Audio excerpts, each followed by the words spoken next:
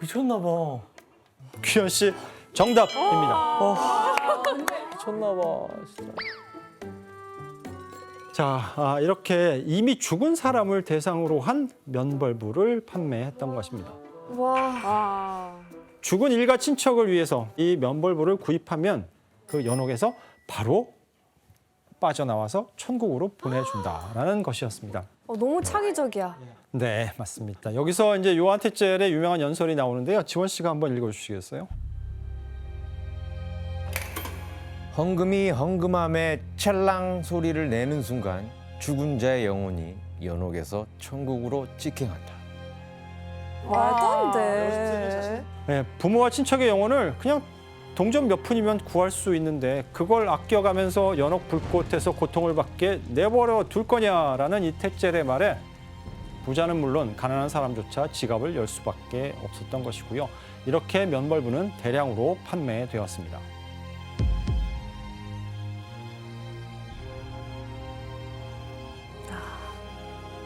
진짜 옛날 사람들은 되게 순수했다.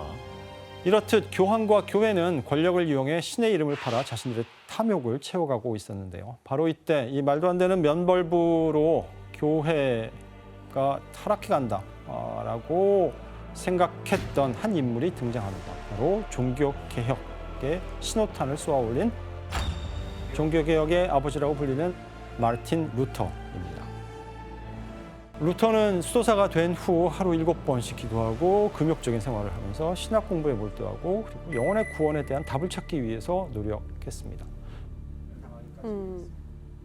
오랫동안 자신의 죽음의 문제 그리고 심판, 회개, 구원의 문제를 고민하고 있던 차에 돈으로 이 고통의 구간이 연옥을 지나갈 수 있다라고 하는 이 면벌부 판매에 대한 과장 광고, 허위 광고가 루터의 신앙을 건드렸던 것이죠. 그래서 루터는 면벌부 판매를 주관하는 알브레이트에게 그 면벌부 판매가 신학적으로 틀렸다라고 하는 내용을 문서를 보내게 되는데 그것이 그 유명한 95개조 반박문입니다.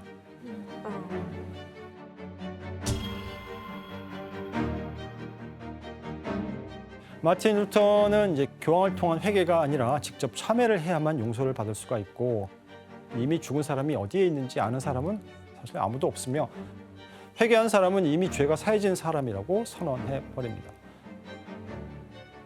그래서 레오 10세가 내세운 면벌부 따위로는 결코 구원에 이르지 못한다라는 사실을 짚어낸 것이죠.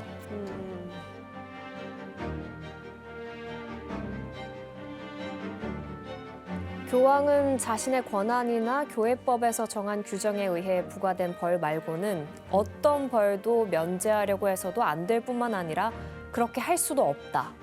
죄를 용서하는 교회법은 오직 살아있는 사람에게만 부과되는 것이며 사망한 사람에게는 어떤 부담이든지 부과되어서는 안 된다. 이게 상식적이지. 니키 씨, 이 마틴 루터 이분이 한 게 이것만 있는 게 아니라고요? 아 맞아요. 네, 이제 그 당시에 유럽의 그 인체술 이제 막 시작될 무렵이었는데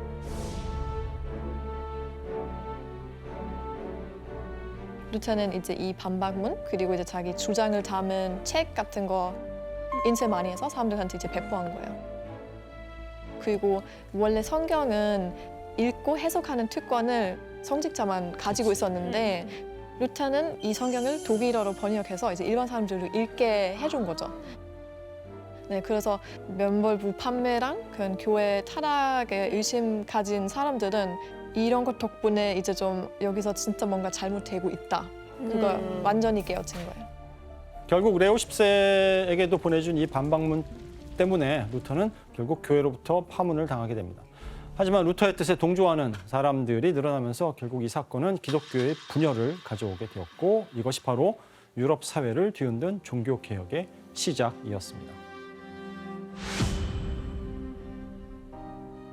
그 결과 기독교는 교황의 권위를 인정하는 구교, 즉 로마 카톨릭과 교황의 지배에서 벗어난 신교, 즉 오늘날의 개신교로 나뉘게 되었습니다. 원래의 그 신앙의 모습으로 돌아가자는 신념을 표방했던 신교는 전 유럽으로 빠르게 확산되었습니다.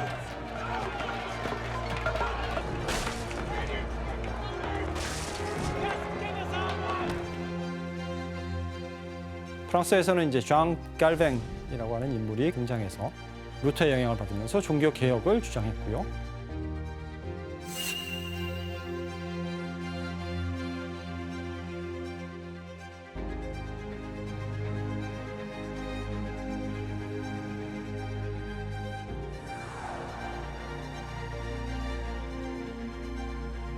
또 유럽의 여러 나라들이 종교 개혁을 받아들이고 로마 가톨릭 교회와 분리하게 됩니다.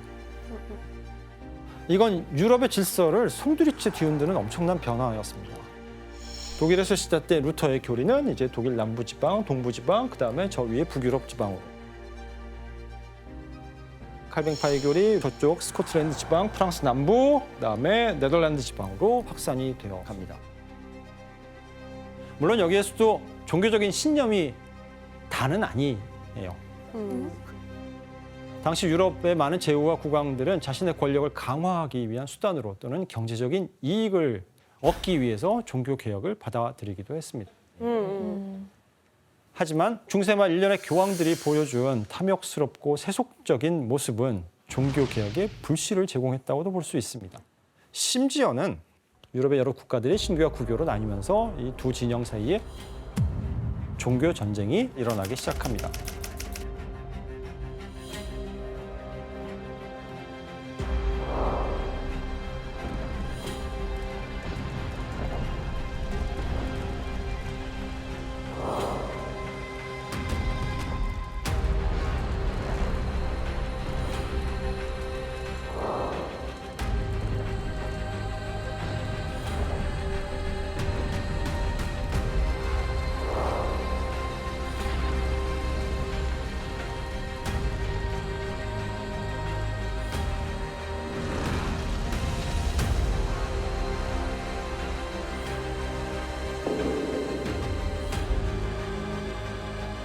결국 신교와 구교는 합의를 통해서 종교 선택의 자유를 허락하기에 이르렀습니다.